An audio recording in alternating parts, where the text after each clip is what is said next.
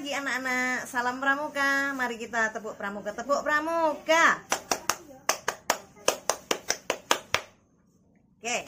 Nah, kali ini kalian akan belajar mengenai gerak dan lagu. Kebetulan Bunda mendapat tugas bagian untuk gerak dan lagu. Nah, apa sih gerak dan lagu itu? Kita lihat yuk. Nah, gerak dan lagu seperti namanya.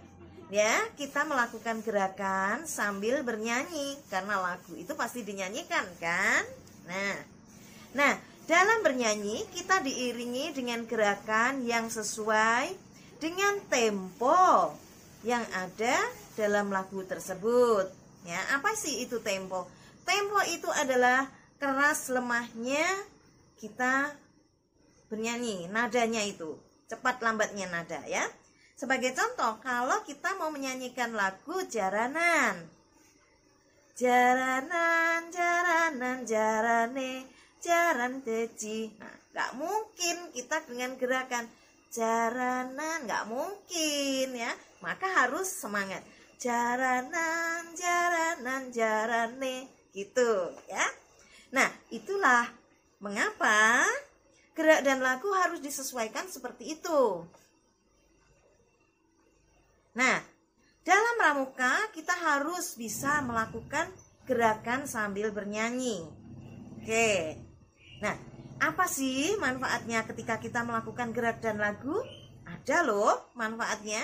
Manfaatnya adalah untuk melenturkan tubuh kita karena sudah terbiasa kita melakukan gerakan, ya. Selain melenturkan tubuh kita, itu juga bisa melatih menjaga keseimbangan kita, ya. Jadi goyang sini nggak jatuh, ke situ nggak jatuh karena udah terbiasa, ya, gerakan. Nah, gerak dan lagu ini bisa dilakukan dengan dua cara. Yang pertama secara individu. Individu itu artinya sendiri, ya.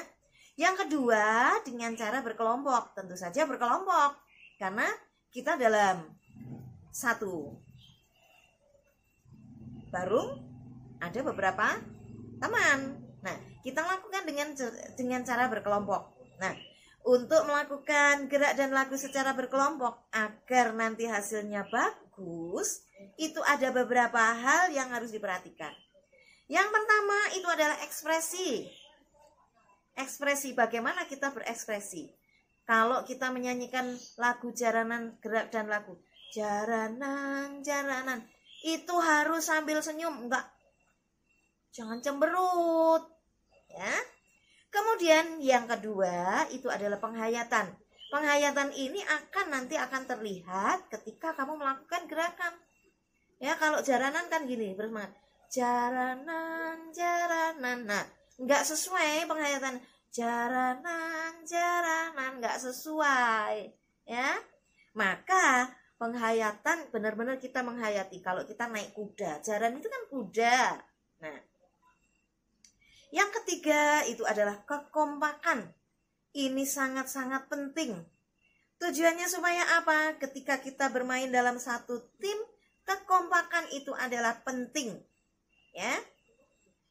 Nanti kalau enggak kompak, yang satu melakukan gerakan ke kiri, yang satu ke kanan, kan enggak bagus jadinya. Jadi kekompakan ini sangat-sangat penting. Nah, berikutnya hal yang harus diperhatikan itu adalah pola lantai. Pola tarian.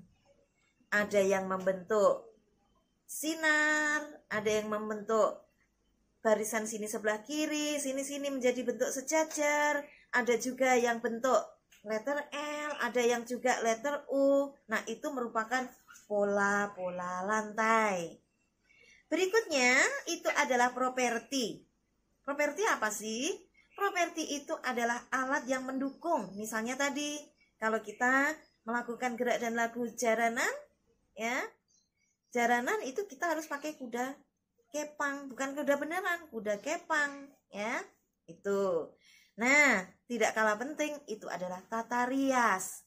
Supaya kelihatan cantik, ganteng, pakai dong bandu atau rambutnya diikat untuk yang cewek-cewek, yang cowok-cowok boleh diikat di sini biar kelihatan keren, biar kelihatan ganteng. gitu. Nah, nanti Bunda punya sebuah contoh video. Silahkan nanti dilihat, dipraktekkan di rumah. Karena di rumah ya sendiri-sendiri dulu. Nanti kalau kalian ikut dalam pesta siaga, pasti ada gerak dan laku, kita bisa praktekkan secara bersama-sama. Oke?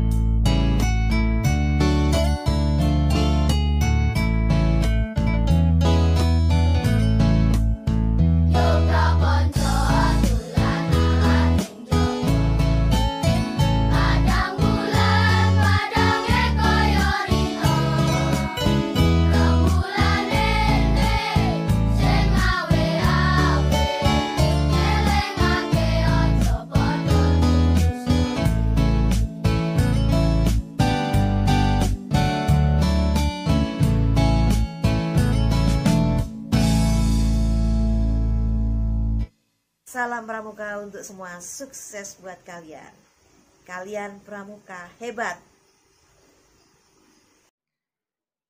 Hai, selamat pagi semuanya.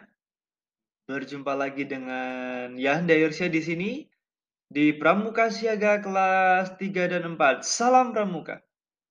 Kali ini Yanda Irsya akan memberikan materi tentang dongeng ya. Apa itu dongeng? Pasti banyak yang sudah tahu, tapi kita langsung saja cek apa itu dongeng, oke? Let's go. Jadi apa itu dongeng? Menurut Kamus Besar Bahasa Indonesia atau KBBI, dongeng adalah cerita yang tidak benar-benar terjadi. Oke ya. Jadi fiktif ya. Tidak benar-benar terjadi. Jadi karangan seseorang seperti itu ya. Kemudian ya kalau dari Kementerian Pendidikan dan Kebudayaan itu agak sedikit berbeda ya, bahwa Kemendikbud atau Kementerian Pendidikan dan Kebudayaan memberikan pengertian dongeng adalah bentuk karya sastra lama yang sudah berkembang sejak zaman dahulu, yaitu cerita yang sudah berkembang sejak zaman dahulu seperti itu ya. Sastra ya, berarti suatu karya seni gitu ya teman-teman semua ya. Jadi ini merupakan karya seni. Oke. Kemudian Mr.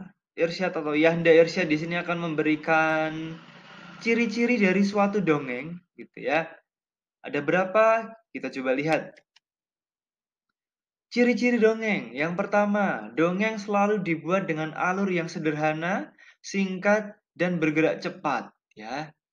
Kemudian, ciri-ciri yang kedua, karakter tokoh yang tidak dijelaskan secara rinci. Tidak sangat rinci, tidak ya. Hanya sekilas saja tergambar karakter dari tokoh tersebut. Kemudian, dibuat dengan gaya penceritaan lisan dan disebarkan secara lisan pula. Itulah dongeng ya. Kemudian ada lagi ciri-ciri yang berikutnya. Apa itu? Ini dia. Pasti terdapat pesan moral yang dituliskan atau disampaikan secara langsung oleh si pengarang ya atau si pembuat dongeng. Kemudian peristiwa di dalam cerita dongeng tidak benar-benar ada seperti tadi yang sudah kita tahu dari pengertian bahwa tidak benar-benar terjadi atau fiktif ya. Kemudian biasanya pengarang dongeng tidak diketahui atau bersifat anonim. Gitu ya teman-teman ya. Anak-anak semua. Kemudian kita lanjut ke yang berikutnya adalah jenis-jenis dari dongeng. Ada beberapa jenis dongeng ya teman-teman. Contohnya ketika ada dongeng atau ada cerita yang menceritakan ya tokoh-tokohnya itu adalah binatang-binatang seperti itu, ya, itu merupakan jenis dongeng fabel. Ya, jadi fabel adalah cerita dongeng tentang binatang-binatang. Yang biasanya pada dongeng seperti ini ya tokoh-tokohnya adalah binatang-binatang ya, teman-teman ya, yang memiliki sifat seperti manusia biasanya ya. Bisa berbicara, bisa memiliki akal seperti itu ya. Ini cerita dongeng yang tokohnya adalah binatang. Jenisnya namanya fabel. Kemudian ada dongeng jenaka, teman-teman. Jadi cerita ini ya jelas ya jenaka pasti akan membuat orang yang mendengar dongeng ini bisa tertawa. Karena sifat dari dongeng jenaka ini akan memunculkan perasaan senang ya saat kita mendengarkan atau membaca dongeng ini. Kemudian ada juga dongeng yang berjenis legenda. Legenda itu apa? Legenda merupakan cerita yang berhubungan dengan kejadian suatu tempat biasanya. Atau asal muasal atau asal usul munculnya suatu tempat ya. Ini banyak banget di Indonesia ya, banyak sekali di Indonesia. Jenis dongeng seperti ini ya banyak ditemukan di Indonesia karena memang kita banyak sekali tempat-tempat bersejarah kan ya di Indonesia ya. Mungkin ada yang bisa menyebutkan salah satu contohnya? Bisa jadi asal-usul Danau Toba, ya asal-usul Tangkuban Perahu, seperti itu ya. Kalau fabel loh jelas banget nih, pasti pada tahu ya contohnya fabel, jenaka, ya contohnya Kabayan, itu kan dongeng jenaka, seperti itu ya. Oke, nanti teman-teman bisa cari contoh-contohnya ya. Dari fabel, dari dongeng jenaka, dari dongeng legenda. Kemudian ada lagi jenis yang berikutnya adalah mitos. Mitos merupakan dongeng yang berhubungan dengan kepercayaan masyarakat tertentu. Cerita ini biasanya tidak masuk akal karena berhubungan dengan hal-hal gaib. Ya, itu mitos. Hampir mirip seperti legenda ya, biasanya ya, mitos itu. Dan ada juga jenis sage. Apa itu? Cerita sage atau dongeng sage merupakan gabungan antara cerita fabel dan legenda. Jadi bisa jadi asal musul suatu tempat yang digabungkan dengan tokoh-tokoh binatang di situ. Contohnya Surabaya, ada ikan sura dan juga hewan buaya. Nah, itu bisa dicari ya teman-teman tentang asal-usul Surabaya. Itu kan tokohnya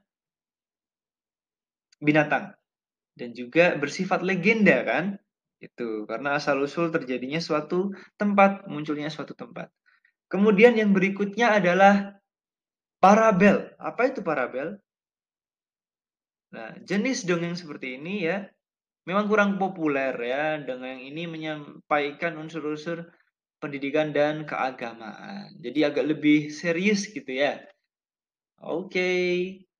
Sekarang Yanda Irsyad akan memberikan contoh sedikit dongeng ya. Nanti coba anak-anak tentukan jenisnya apa, tokohnya apa, siapa, dan apa pesan moral yang bisa diambil dari dongeng yang akan Mr. Irsyad bawakan. Oke. Langsung saja, contoh dongengnya seperti ini. Pasti sudah tahu, tapi dengarkan dulu ya. Kancil dan Buaya. Dikisahkan pada suatu hari, Kancil merasa sangat lapar. Namun ia harus menyeberangi sungai untuk mendapatkan makanan. Dengan kecerdikannya, Kancil memberanikan diri menghampiri para buaya dan membuat kesepakatan pada buaya bahwa ia membawa berita baik dari Raja Hutan. untuk memberikan daging kepada para buaya di sungai.